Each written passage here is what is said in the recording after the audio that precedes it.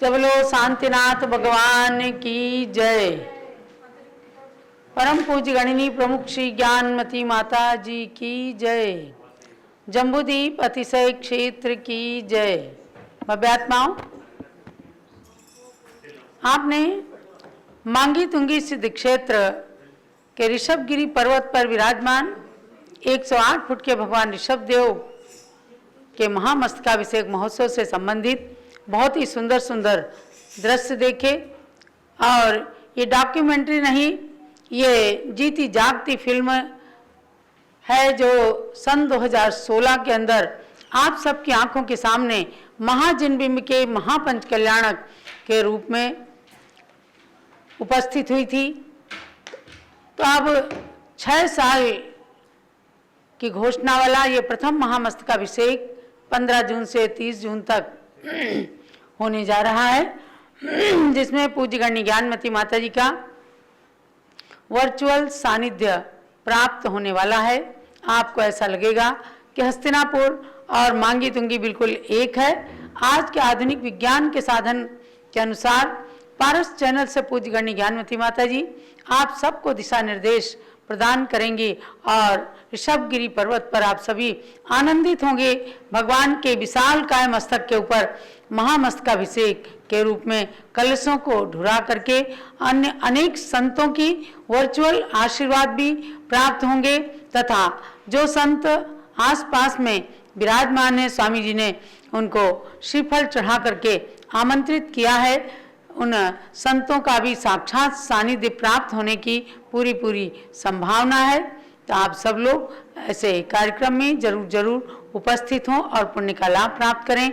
अब परम पूज्य गणनी प्रमुख श्री ज्ञानमती माता का मंगल उद्बोधन और उसके पश्चात भगवान शांतिनाथ के जीवन की कथा जो आप श्रवण कर रहे हैं कि 12 भव पूर्व से उन्होंने किस प्रकार से तीर्थंकर बनने की श्रेणी में कदम बढ़ाया, उनका कथानक आप सब श्रवण करेंगे। परम पूज्य गणनी प्रमुख श्री ज्ञानमती माता जी से नम्र निवेदन। वंदाई माता जी। ओम नमः सिद्धेभ्यः। ओम नमः सिद्धेभ्यः। ओम नमः सिद्धेभ्यः। ओम नमः सिद्धेभ्यः। ओम नमः सिद्धेभ्यः। ओम नमः सिद्धेभ्यः। भव्यात्माओं, जो तीर्थंकर 16वें तीर्थंकर भगवान शांतिनाथ, उनका अभी जन्मदिन आ रहा है। हम और आप उत्सव पूर्वक मनाएंगे। भगवान शांतिनाथ का ज्येष्ठ कृष्णा चतुर्दशी को जन्मदिन भी है और उसी तिथि को भगवान ने जैनेश्वरी दीक्षा भी ली है और उसी तिथि को भगवान ने समय शिखर से निर्वाण धाम भी प्राप्त किया है, मोक्ष प्राप्त किया है। ऐसी पवित्र पावन तिथि आ रही है और उस दिन आप जन्म कल्याणक भी मनाएंगे, सुमेरु पर्वत पर अभिषेक भी देखेंगे, करेंगे और साथ ही निर्वाण लाडू भी चढ़ाएंगे। और इसी संदर्भ में मैंने भगवान के जो पूर्व के 12 भव हैं, उत्तर पुराण ग्रंथ में वर्णित, शांति पुराण ग्रंथ में वर्णित, उन्हीं के आधार से मैंने भगवान शांतिनाथ के जीवन परिचय से संबंधित छोटी छोटी पुस्तकें लिखी हैं। उसी को आधार लेकर के आरिका चंद्रावती जी ने जो काव्य में लिखा है, उस काव्य का रसास्वादन आप करेंगे।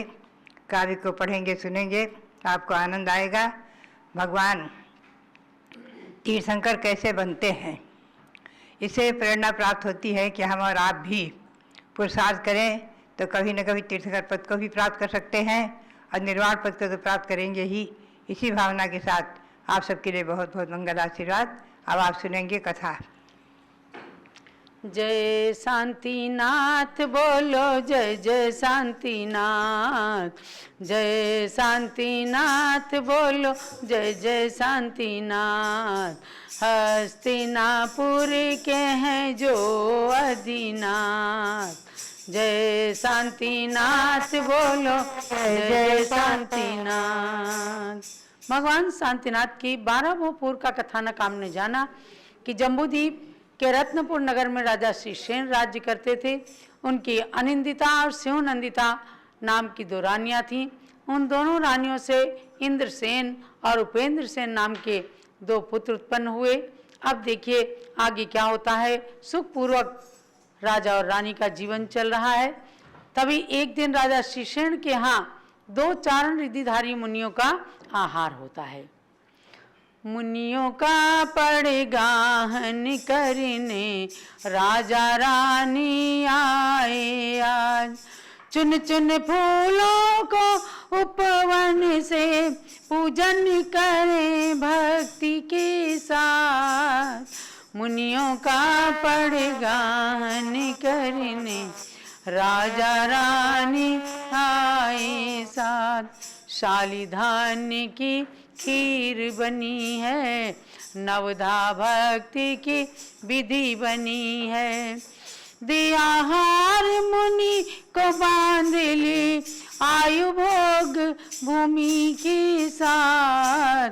मुनियों का गाहन करने राजा रानी आए साथ। और आहार देते हैं, तब क्या होता है? पंचाश्चर्य की वृष्टि हो गई, रत्नमयी सब सृष्टि हो गई। देख आहार सत्यभामा ने भी बांध ले भोग भूमि की आयु। मुनियों का पड़ गाहन करने राजा रानी आए साथ। देखो तो आहार दान की प्रतिकारित अनुमोदना की थी। एक समान पुण्य प्राप्ति की घड़ियां पाई तीनों ने साथ। मुनियों का पड़ गाहन करने राजा रानी आए साथ। अब आगे आप जानिएगा कि राजा श्रीसेन की जीवन यात्रा में क्या परिवर्तन आता है। युवावस्था को प्राप्त उनके इंद्रसेन और उपेंद्रसेन दोनों पुत्रों का विवाह हो जाता है। तभी एक बार राजकुमार इंद्रसेन की रानी थी श्रीकांता। वो एक दिन राजसभा में आई और राजसभा में उस श्रीकांता के साथ एक सुंदर कन्या भी राजमहल में आ गई।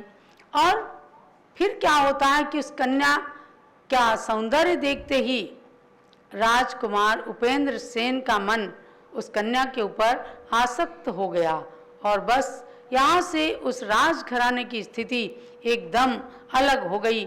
आइए जानते हैं कि फिर क्या हुआ।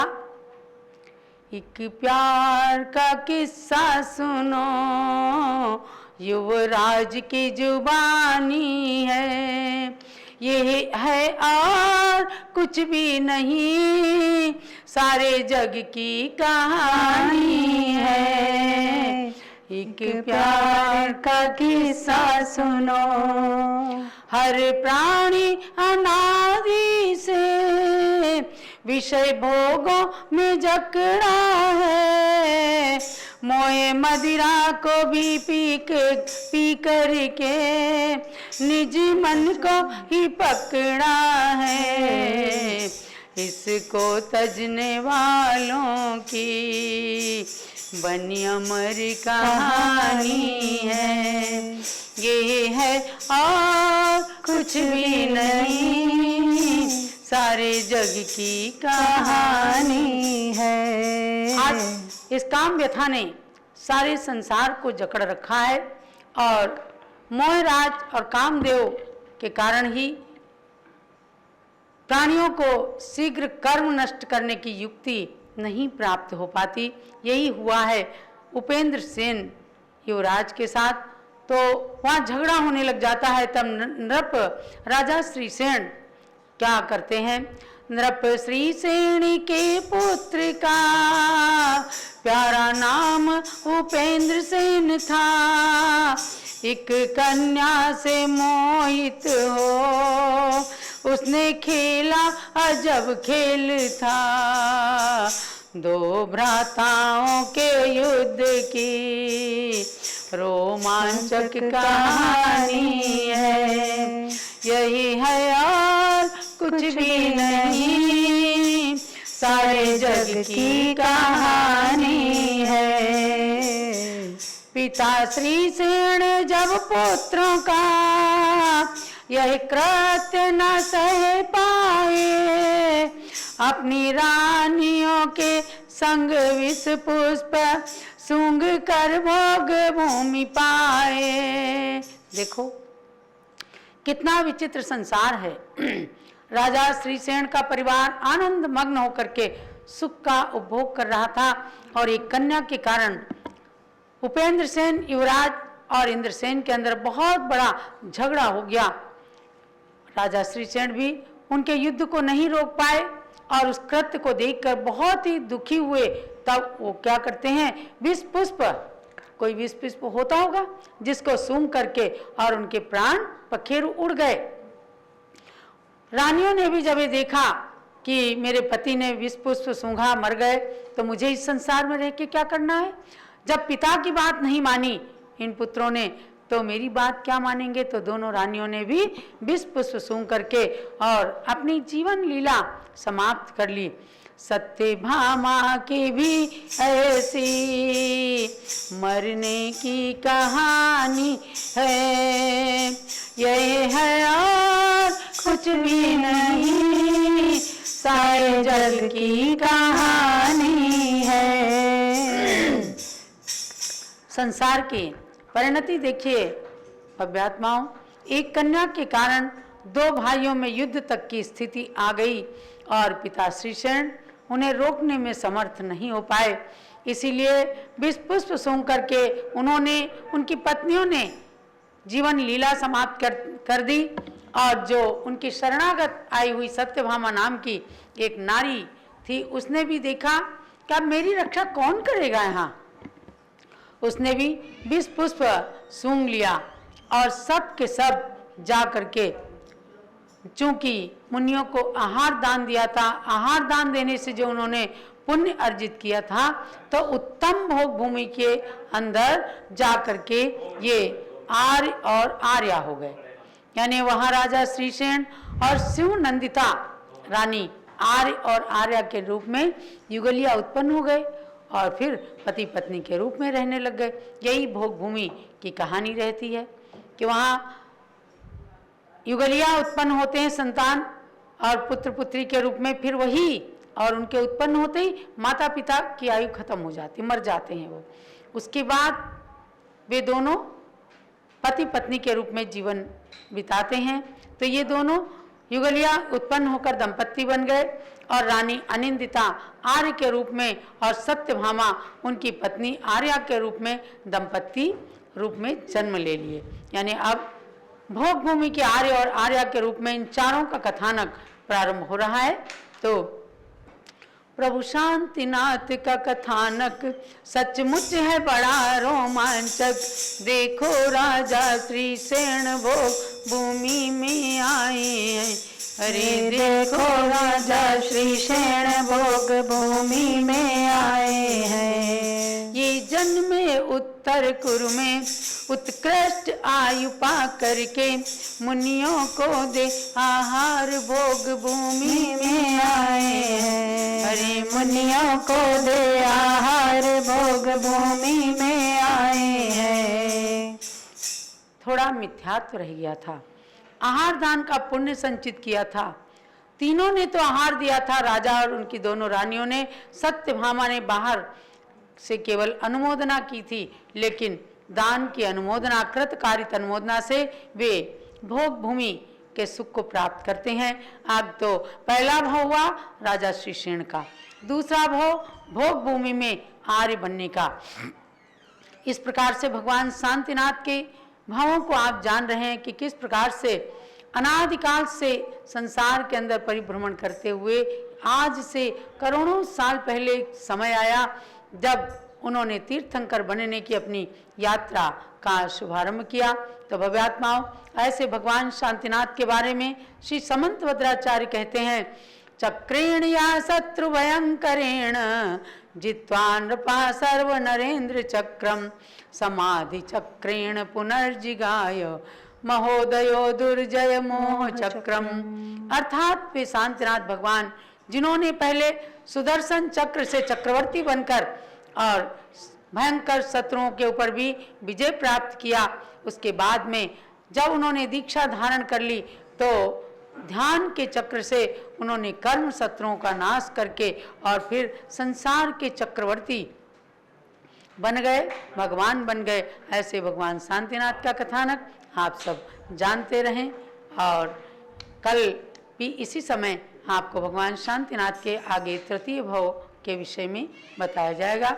जब लो शांतिनाथ भगवान की जय। जय शांतिनाथ नाथ बोलो जय जय शांतिनाथ।